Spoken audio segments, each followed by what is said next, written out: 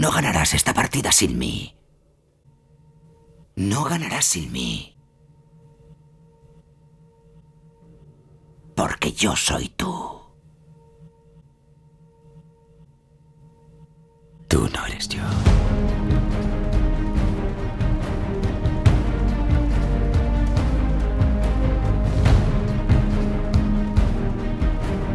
Un ser no identificado con las limitaciones del ego no concibe, por definición, nada fuera de sí mismo.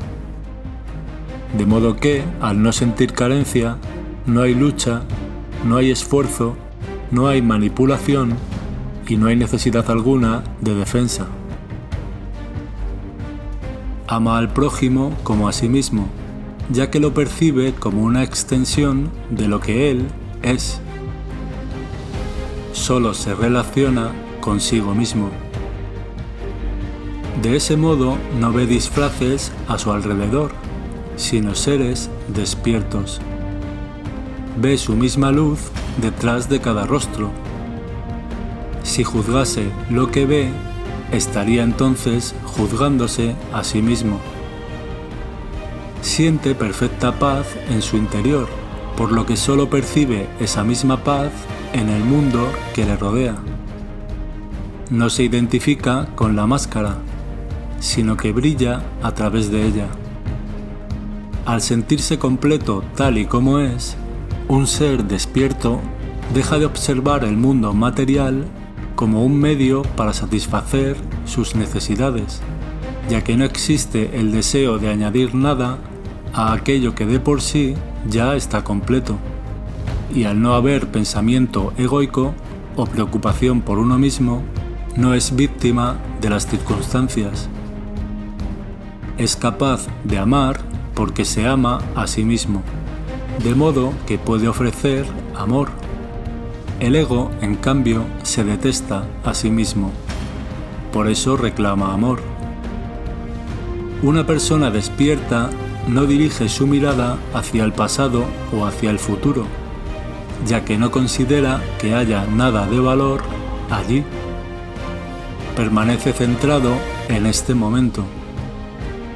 Permanecer en el aquí y en el ahora son solo palabras para una mente en conflicto. Si no hay paz en tu interior, buscarás cómo obtenerla. Es decir, tu mente se encontrará en cualquier lugar salvo aquí, y en cualquier momento salvo ahora.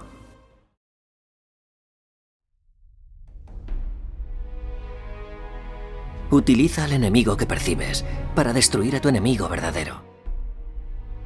Alguno se preguntará si para alcanzar ese ansiado estado de paz es necesario renunciar a nuestros deseos. Bueno, en mi opinión, como siempre, el problema no está en el qué, sino en el por qué deseo. ¿Desde dónde deseo? Desear desde la necesidad conlleva que habrá angustia y desesperación en caso de no obtener lo deseado. Pero por otro lado, desde nuestra posición, sin deseo, sin la voluntad de hacer algo, no hay movimiento. Siempre nos movemos con un propósito, incluso cuando ese propósito sea simplemente dejarse llevar. En mi opinión, la clave del asunto no está en no desear, sino en no necesitarlo.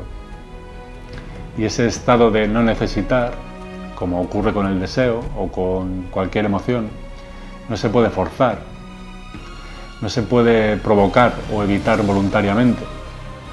Es un estado mental que surge de manera espontánea, cuando se dan ciertas condiciones, como cuando una flor florece.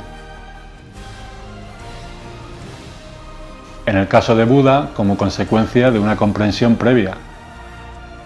No encontró nada más que pudiera desear y se dio cuenta de que la futilidad de la vida solo era comparable a la futilidad de un sueño.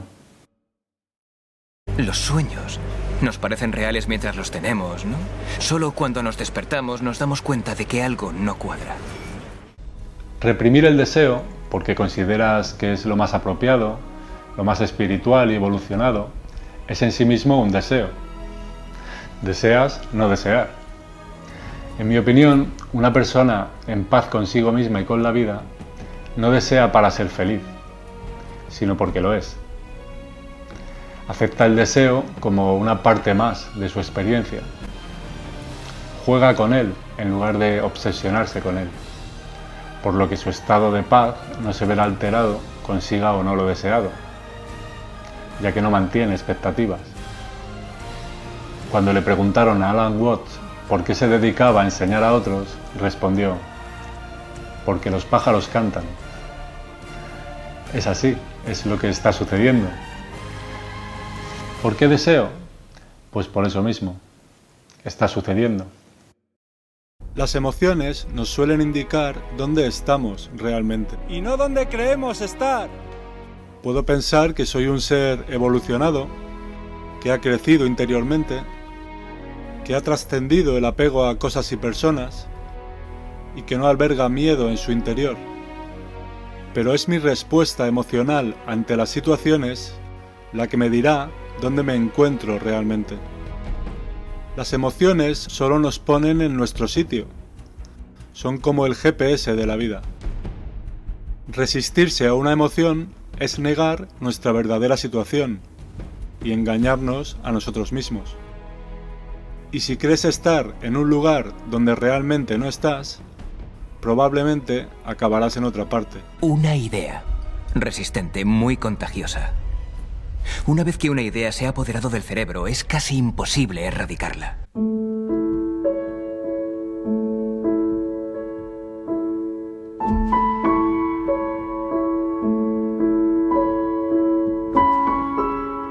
No identificarse con un yo elimina la resistencia a aquello que está sucediendo, lo que a su vez disipa el sufrimiento.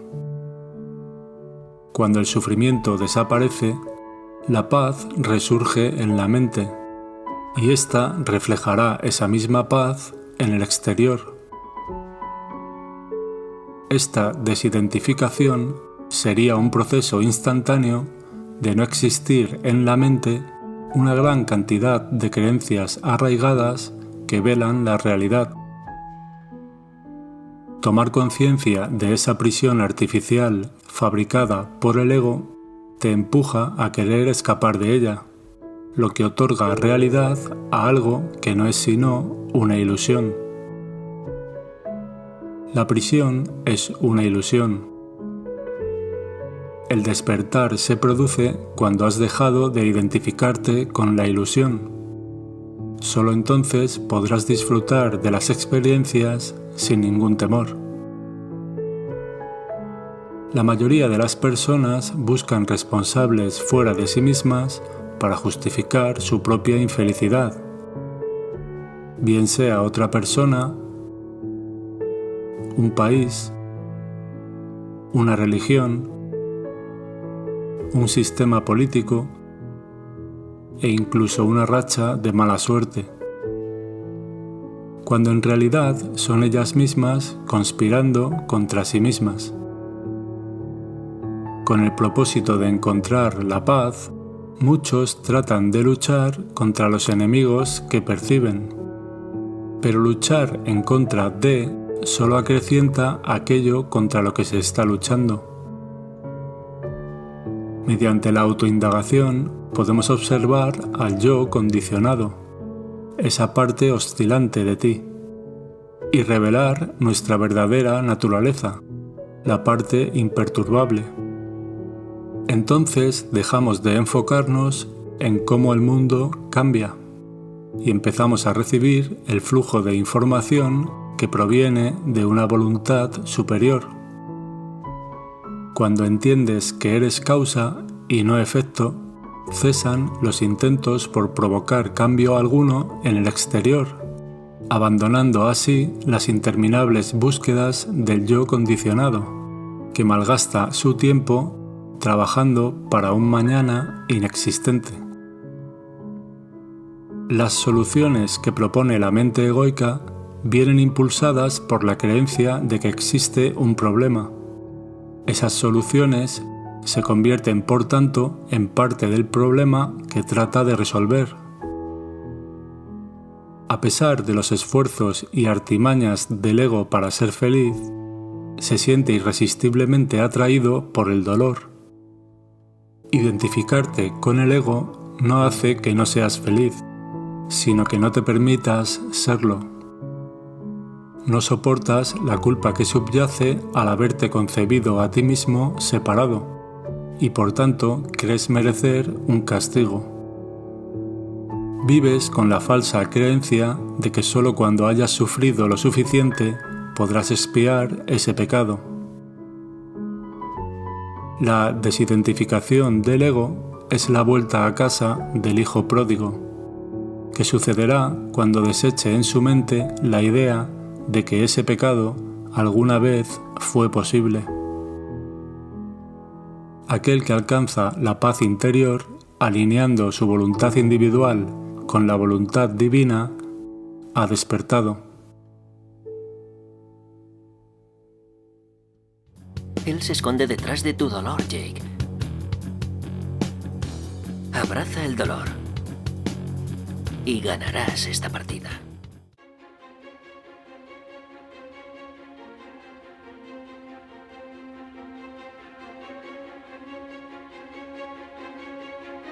Hay una frase en un curso de milagros que se me quedó grabada cuando la leí y creo que es una de las claves para desarmar al ego junto con todos sus argumentos. Tú no te creaste a ti mismo. Esta frase es difícilmente rebatible. Es indiferente si fue Dios, la naturaleza, el Big Bang o la física cuántica. Aunque personalmente no creo que tenga mucho sentido que de algo pueda surgir alguien.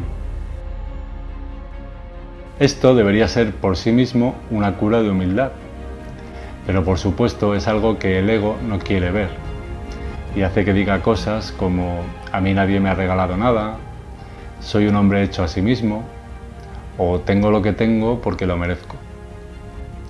Independientemente de cuáles sean nuestras intenciones, existir sucede, o más bien me sucede, ya que yo no puedo saber si tú existes, ni siquiera si mi cuerpo existe. Tan solo puedo percibirlo y tan solo puedo percibirte. Y ya sabemos que donde hay percepción, hay interpretación. No hay hechos, sino interpretaciones. Todo lo que sé de ti es una imagen mental creada a partir de la información que mis sentidos me presentan. Y mi definición de ti está basada a su vez en la idea que tengo de mí mismo. De modo que mi mente es la causa por la que tú estás ahí tal y como estás. Pero en realidad no hay nadie ahí fuera. Salvo una sola mente hablando consigo misma. Cuando me ves, te estás viendo a ti. Tu interpretación de lo que yo soy depende de lo que pienses sobre ti. De hecho, todo lo que ocurre en tu experiencia te cuenta eso mismo, lo que has decidido aceptar como cierto sobre ti. Y dado que aquello que no está en tu mente no está en tu experiencia, no ves las cosas como son, sino como eres. De modo que cuando ocurra algo desagradable en nuestra vida, o alguien haga algo que no nos convence, no deberíamos preguntarnos ¿por qué me pasa esto a mí? O qué le mueve al otro a hacer lo que sea que esté haciendo, sino qué se mueve dentro de mí para yo estar percibiéndolo. Creamos y percibimos nuestro mundo simultáneamente. Nuestra mente lo hace tan bien que ni sabemos lo que está pasando. Hay otra cita en la Biblia que habrás oído muchas veces que dice así: Los últimos serán los primeros. Los primeros serán los últimos. Es decir, que los primeros pasarán a ocupar la última posición, pero si volvemos a aplicar la cita, volverán al primer lugar. Lo que significa que nunca hubo un último y tampoco un primero, sino la misma mente de antes, dividida, que justifica esa división catalogando diferentes partes de sí mismo. De hecho, en la Biblia hay muchas referencias al ego, como la historia del hijo pródigo, por ejemplo, o aquella frase que le dedicó Jesús a Pilatos.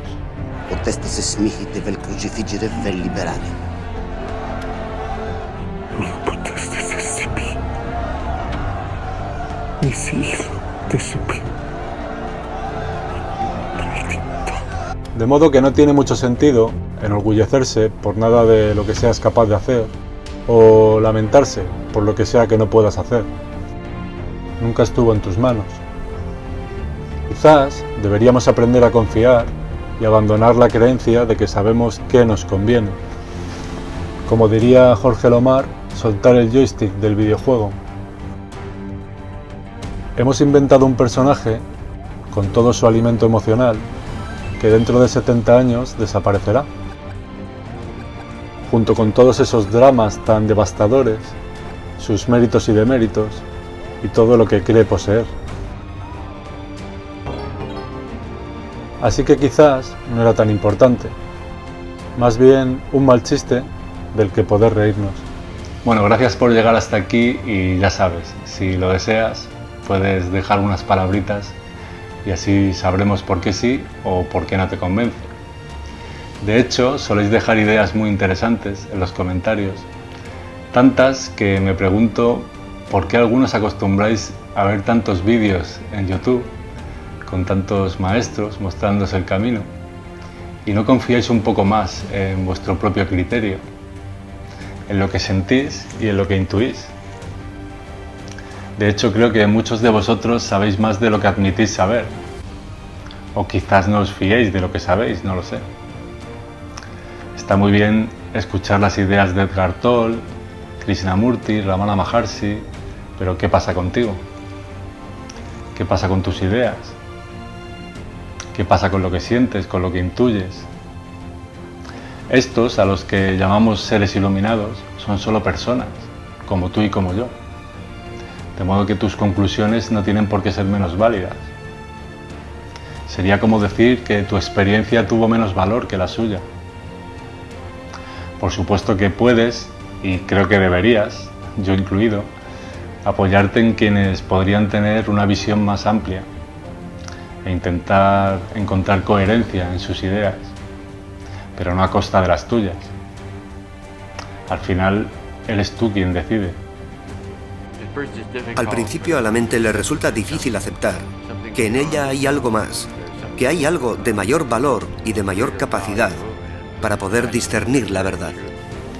En el canal Mente 1, el cual te recomiendo si quieres conocer la obra del ego mucho más profundamente, Andrés nos contaba esto. No podemos obviar el maestro que todos tenemos dentro y que de una u otra forma, mientras no conectemos con esa referencia interna, se acabará manifestando en forma de libro, en forma de un maestro físico o de cualquier tipo de aprendizaje. Como comentaba en el vídeo anterior, estamos, queramos o no, dentro de una caverna con 5 amiguitos que de vez en cuando salen y nos cuentan lo que pasa ahí fuera. Pero llamar realidad a lo que estos 5 sentidos nos cuentan sería como encender un fuego dentro de la caverna y llamarlo amanecer. Una vez que alguien queda atrapado en el mundo de la percepción, queda atrapado en un sueño. No puede escapar sin ayuda, ya que todo lo que sus sentidos le muestran da fe de la realidad del sueño. Lo que me resultaría complicado sería pretender despertar del sueño siguiendo las directrices de quien está igualmente atrapado en un sueño. Así que hay que cuidar de quién decidimos aprender. Supongo que para eso tenemos la intuición.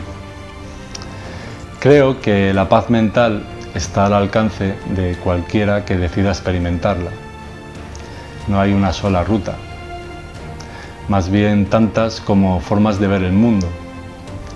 Por eso creo que cómo interpretemos cada uno la información que recibimos es tan importante como la información misma. Por otro lado, es posible que ya estemos despiertos, que nuestro único problema sea que no sabemos lo que eso significa. Bueno, un abrazo a todos y espero que os haya aportado algo este punto de vista sobre la obra del ego. Y nada, si así ha sido, pues ese es mi privilegio. Hasta siempre. have a title for your piece. It doesn't mean anything. Nuestro mayor miedo no es que no encajemos. Nuestro mayor miedo es que tenemos una fuerza desmesurada. Es nuestra luz y no nuestra oscuridad lo que más nos asusta. Todos deberíamos brillar como hacen los niños. No es cosa de unos pocos, sino de todos. Y al dejar brillar nuestra propia luz, inconscientemente damos permiso a otros para hacer lo mismo.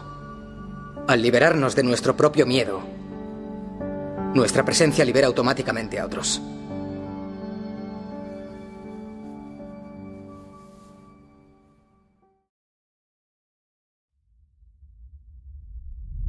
Seguramente te resultaría absurdo si alguno de estos arbolitos que tengo detrás se sintiese de algún modo diferente a los demás. Si creyese que ha conseguido por sí mismo que sus raíces sean más profundas o que sus ramas sean más altas. Sin embargo, no nos sorprende cuando se trata de nosotros mismos. De hecho, lo consideramos normal, de sentido común. Como es de sentido común considerar prescindibles a todos aquellos que no tengan nada que aportarnos, que no sean familiares, amigos o nuestro cantante favorito. Si un solo grano de arena faltase en este desierto, ya no sería este desierto. Si una sola gota de agua faltase en este océano, ya no sería este océano. Y si este amiguito no estuviese justo donde está, este bosque dejaría de tener sentido. Como os podéis imaginar, aquí no hay culpa ni miedo. Y todo es absolutamente imprescindible, porque tampoco hay ego. ¿Por qué es así? ¿Por qué no hay rastro del ego aquí?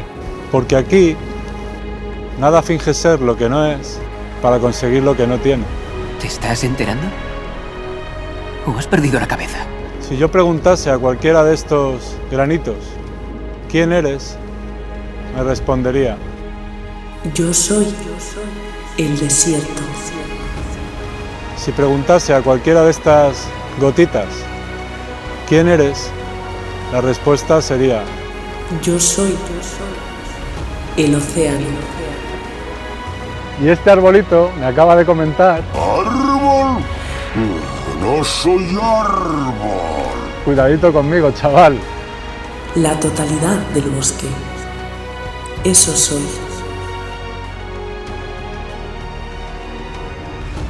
Live in the moment. Don't get old. Don't judge people. Because you can't be free if you judge people. Love now. Love now. Who do you love? I love all of you.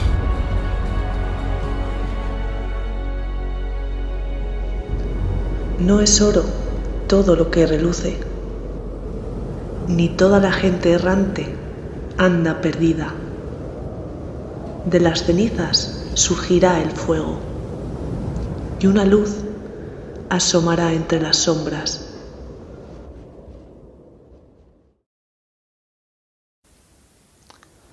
Bueno, ¿y tú qué opinas de todo esto? ¿Qué opino? Bueno, pues como diría mi amigo Pablo, esto es para pensarlo. Para pensarlo. Aunque Pablo dice muchas cosas. Es argentino, el pobre. Por otro lado, mi amigo Miquel diría que el ego no existe. Te estás equivocando. El yo es inexistente. No hay tal cosa como yo. Así que, según él, has hecho un vídeo sobre nadie. Te has lucido, machote. Pues aquí no se fuma, machote. ¿Te molesta? No, pero ¿sabes que el tabaco te mata lentamente? Mejor, no tengo prisa en morirme. ¡Qué asco!